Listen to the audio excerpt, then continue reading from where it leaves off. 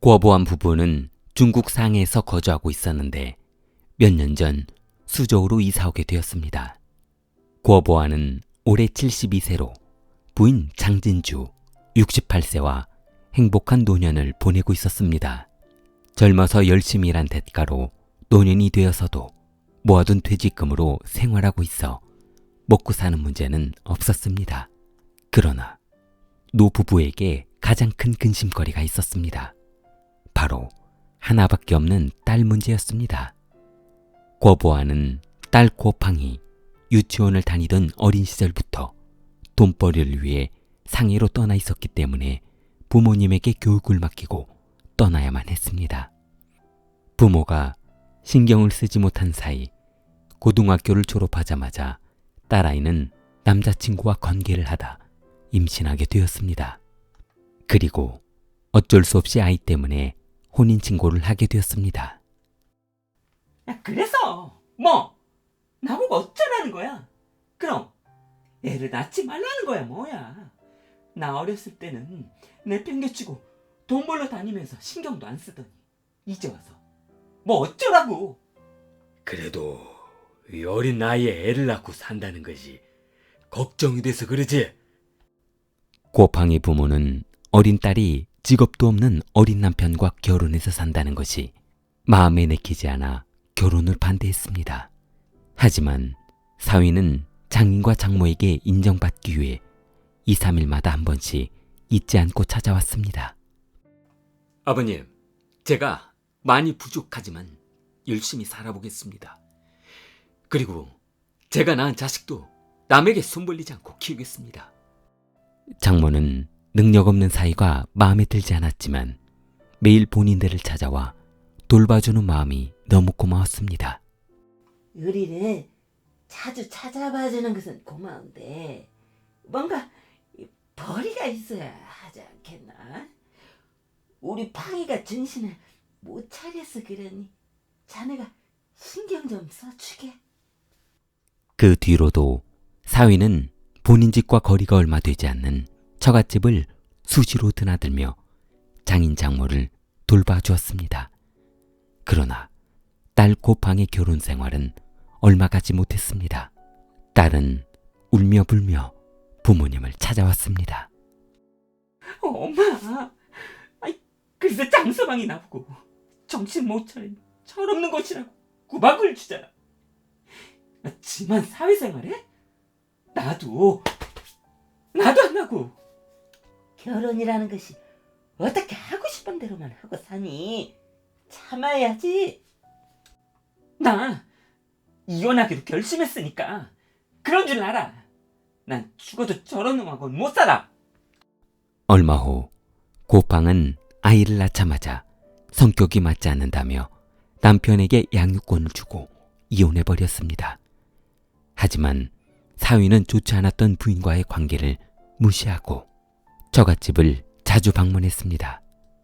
장모님, 비록 이혼은 했지만 외로우실 텐데 가끔 손주 한 번씩 데리고 오겠습니다. 장모는 딸 몰래 사위 집에 있는 손주를 보고 오곤 했습니다.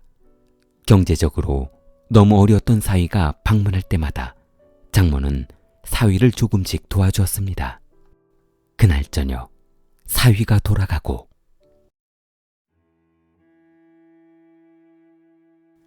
여보세요? 여보세요? 아이씨, 왜 이렇게 전화를 안 받으시는 거야? 아이씨, 뭐야? 사위는 장모에게 수차례 전화를 해도 전화를 받지 않자 집안에 무슨 일이 생긴 것이 아닌가 생각했습니다. 처갓집으로 달려갔습니다. 사위는 처갓집 현관문을 열고 들어가려는 순간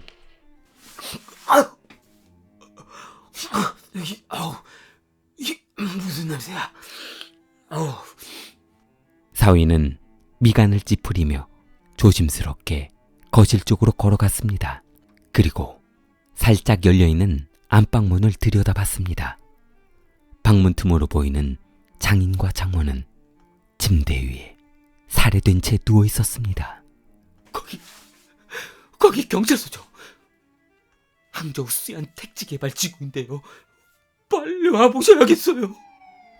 2009년 7월 20일 항저우 경찰서에 살인사건이 접수되었습니다. 경찰은 살해당한 고보안 부부의 집을 샅샅이 조사해 보았으나 외부인의 흔적은 보이지 않았습니다. 금품도 그대로 있고 외부인 지문도 하나도 나오지 않고. 저 혹시 사위분 어제 어디에 계셨어요? 네? 지금 저를 의심하시는 거예요? 아니, 의심하는 게 아니라 그냥 물어보는 겁니다. 방 아니면 주방이면 온통 사위분 지문뿐이라서요. 뭐 오해가 있으셨다면 미안합니다. 저는 이전부터 시간 날 때마다 부모님 댁에 자주 방문했어요. 어허이, 그런데 외부 CCTV를 보니까 그날 저녁 커다란 검은색 가방을 들고 나가시던데요. 그냥 음식 드실 것 좀 사왔어요. 아, 그것도 죄가 되나요? 아닙니다, 아닙니다. 일단 서로 같이 가서 좀 더 이야기 좀 나눠보시죠. 경찰은 사위를 현장에서 연행해 조사실로 끌고 들어갔습니다. 그리고 사위의 알리바이를 철저하게 조사했습니다. 경찰은 사위를 조사할수록 아무런 증거도 나오지 않고 집으로 돌아간 후에 알리바이가 확실해지자 난감해졌습니다. 반장님, 이게 아무래도 잘못 짚은 것 같습니다. 주위 사람들 증언에 따르면 사위는 주 3회 정도 항상 처갓집을 방문했다고 합니다. 그리고 싸우거나 별 문제가 없었다고 합니다.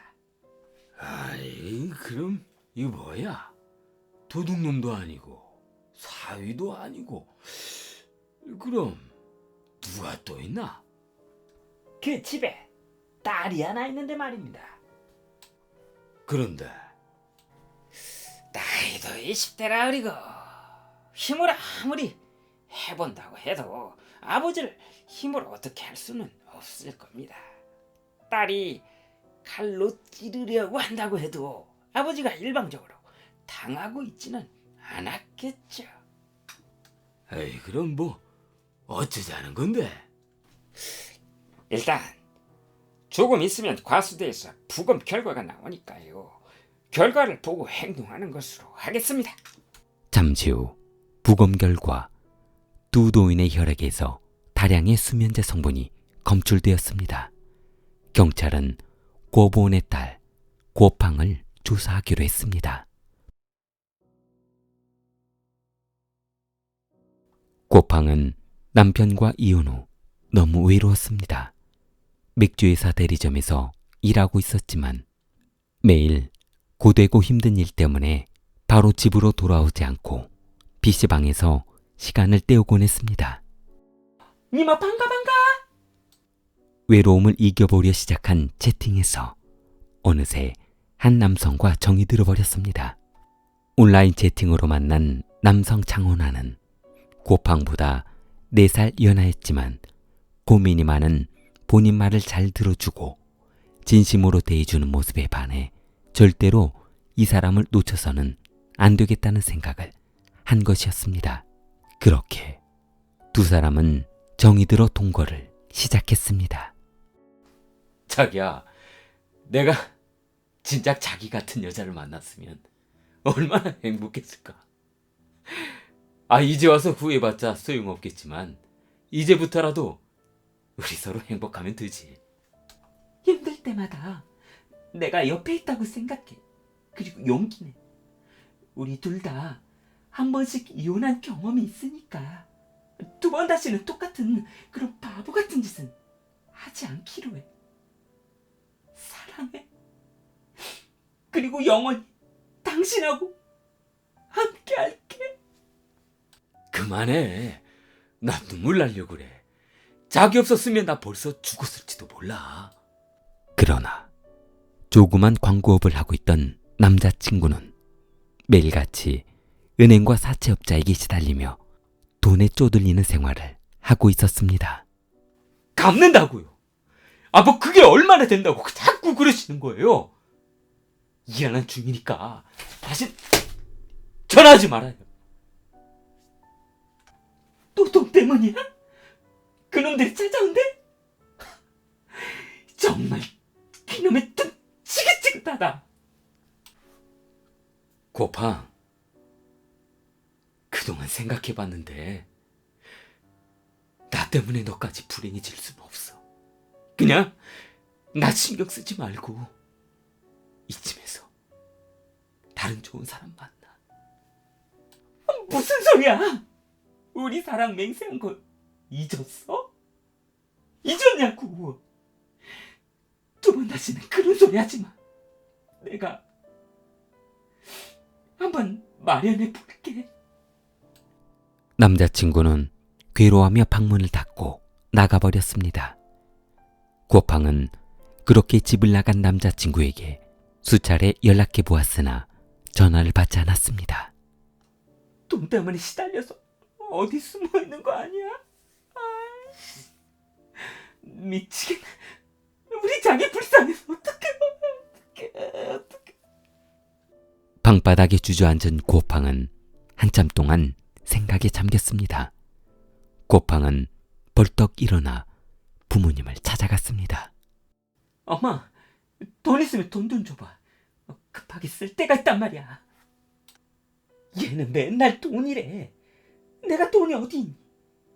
얼마 되지도 않는 퇴직금 가지고 먹고 살기도 힘들어 죽겠구만. 집 있잖아, 집. 집값 엄청 올랐더구만. 뭐? 얘가 미쳤어. 이게 하다 집을 팔려고? 그래, 집 팔았다 치자. 그럼 우리는 어디로 가야 하는데? 그건 나중 일이고 우선 급하다고. 고팡은 부모가 본의 뜻을 들어주지 않자 약국에서 다량의 수면제와 칼을 구입했습니다. 그리고 부모와 저녁 식사를 하기 위해 밥상을 차리던 중 고팡은 곱게 갈아놓은 수면제 가루를 밥통을 열고 골고루 뿌렸습니다. 방아, 거기서 뭐하니? 고팡은 깜짝 놀라며 하던 동작을 멈추었습니다. 아무것도 아니야. 이리 와서 생선 튀기는 것 좀 보고 있어. 엄마 화장실 좀 다녀올 테니까. 고팡은 어머니가 자리를 비운 사이 밥통에 밥을 약과 함께 골고루 섞어두었습니다. 식사를 하던 아버지는 여보, 이거 밥맛이 왜 이래?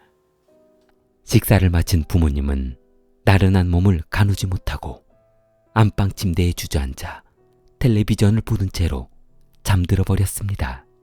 고팡은 준비해둔 칼을 가지러 방으로 들어갔습니다. 그리고 부모가 잠들어 있는 방 안으로 천천히 들어갔습니다.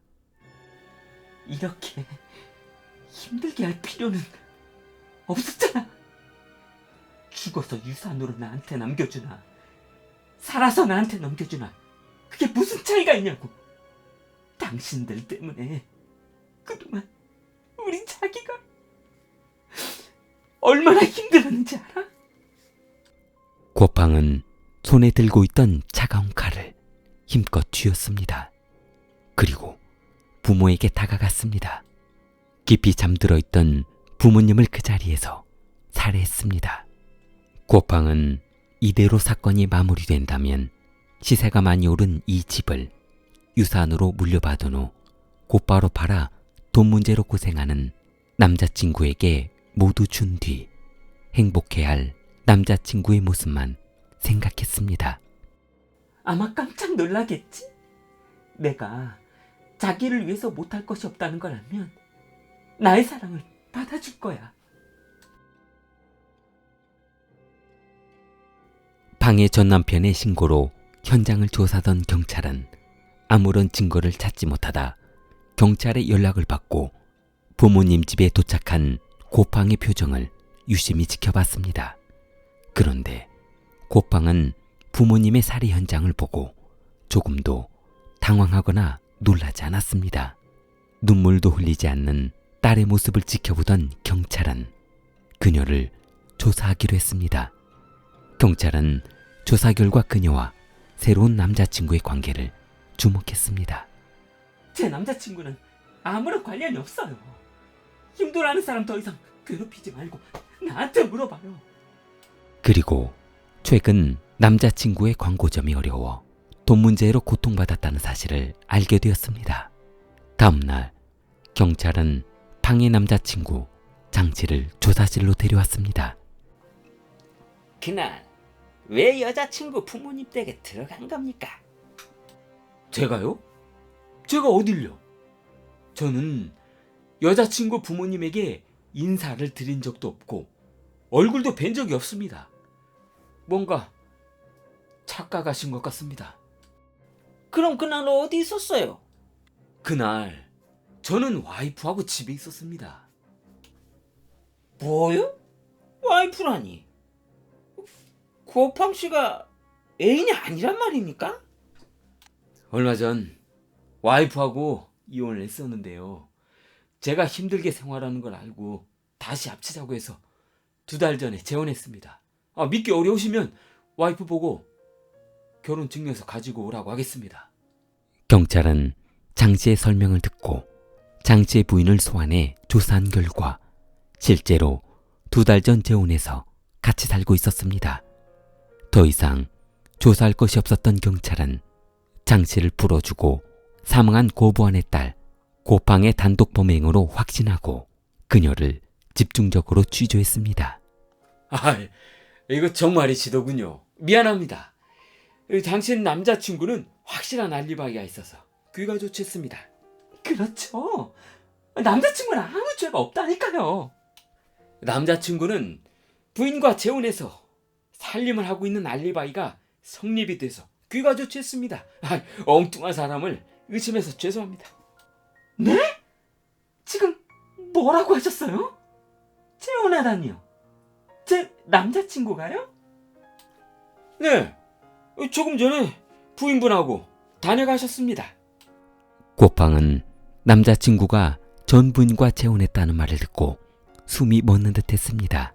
남자친구에게 잘 보이기 위해 부모를 살해한 후 돈을 마련하기 위해 부모까지 죽여가며 사랑을 구걸했는데 전 부인과 재혼했다는 말을 듣고 그때서야 제정신으로 돌아왔습니다.